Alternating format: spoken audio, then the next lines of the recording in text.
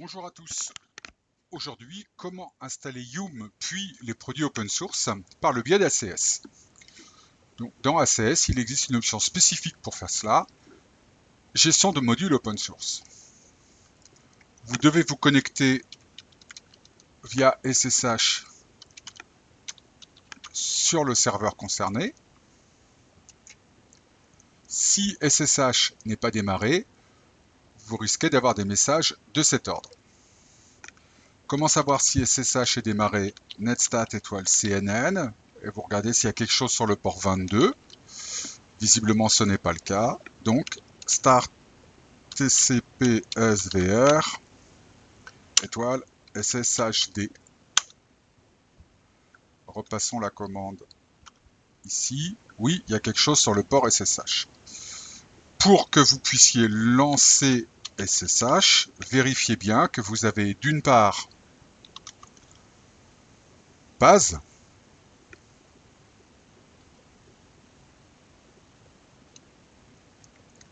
option 33 ici, d'autre part 5733 SC1 et particulièrement l'option 1 contenant OpenSSH.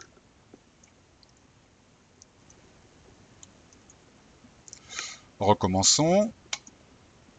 Ah, cette fois ça marche. Par contre, c'est la première connexion, donc il me demande de mémoriser l'empreinte du serveur. L'idée, ensuite, c'est d'éviter l'usurpation d'identité. Donc, si je me connecte sur un serveur qui porte le même nom, qui n'a pas la même empreinte, c'est probablement pas le bon.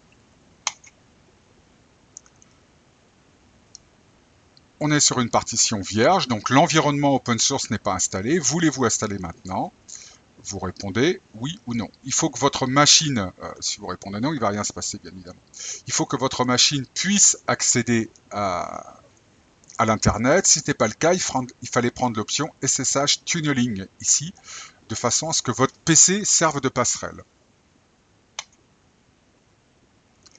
Voilà, ça va prendre un certain temps. Historiquement, vous pouviez faire tout cela, vous pouvez toujours faire tout cela à la main, d'accord? Vous allez sur le site FTP en question, vous allez chercher un bootstrap.sql et vous exécutez le script SQL, ou bien encore plus manuel, vous téléchargez un fichier bootstrap.sh et un fichier bootstrap.tar.z et vous passez la commande bootstrap.sh pour installer tout ça. Le but du jeu, c'est entre autres d'installer l'utilitaire Yum qui lui-même permettra d'installer le reste. Voilà, donc on vous le fait en réel, c'est le téléchargement qui est toujours un petit peu long. Aujourd'hui, c'est assez conséquent en termes de volumétrie. Ça doit arriver d'une minute à l'autre.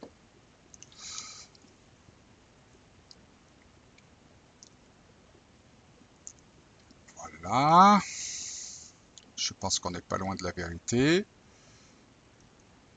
Et ça va installer Yum et un certain nombre déjà de produits open source, je dirais, basiques.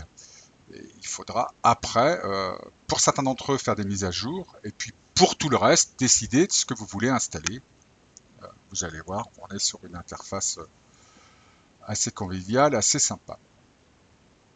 Voilà. Donc là, il est téléchargé, il doit être en train d'installer. Donc il lance le fichier .sh. Et vous allez voir, si tout se passe bien, on va voir un message qui dit « Complete ».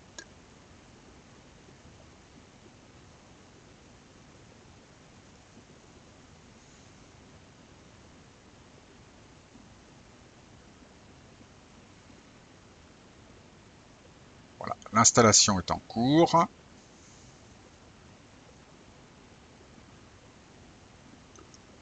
On a choisi de vous faire tout ça temps réel. Si vous avez des petits soucis avec SSH, donc vérifiez que vous êtes dans les versions qui vont bien. Voilà, là il me dit, ça s'est bien passé. Et vérifiez aussi que vous n'avez pas de problème avec des groupes utilisateurs limités à 8 caractères historiquement et que vous n'essayez pas de vous loguer avec un profil dépassant 8 caractères. Il y a un document IBM qui explique qu'il y a une option à rajouter, soit par le biais d'une variable d'environnement, soit dans le fichier de config. Voilà. Du coup, on a de la chance, l'environnement a été installé. Hein, c'est ce qu'on a vu ici. Donc maintenant, quand il revient, il me dit, bah voilà, j'ai installé tout ça. Je vous avais dit qu'il installait des trucs à minima, hein, dont Yum. Pour certains produits, vous pouvez déjà faire des mises à jour. Et puis voilà la liste des modules disponibles que dorénavant, vous pouvez installer par le biais de ces interfaces-là. Pour les produits en question, on peut imaginer, par exemple, zip, donc avoir de l'information, hein, et installer.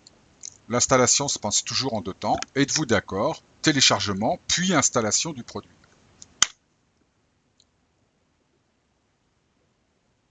Voilà, hein, donc là, vous avez vu téléchargement, installation. Désormais, ça fait partie des modules installés. Si votre base de données des produits installés rencontrait un problème, vous avez ici une option Rebuild RPM Database. Et puis enfin, l'ensemble des produits open source peut être cloné pour une utilisation hors ligne. C'est là que ça se passe. Voilà, très bonne journée à tous.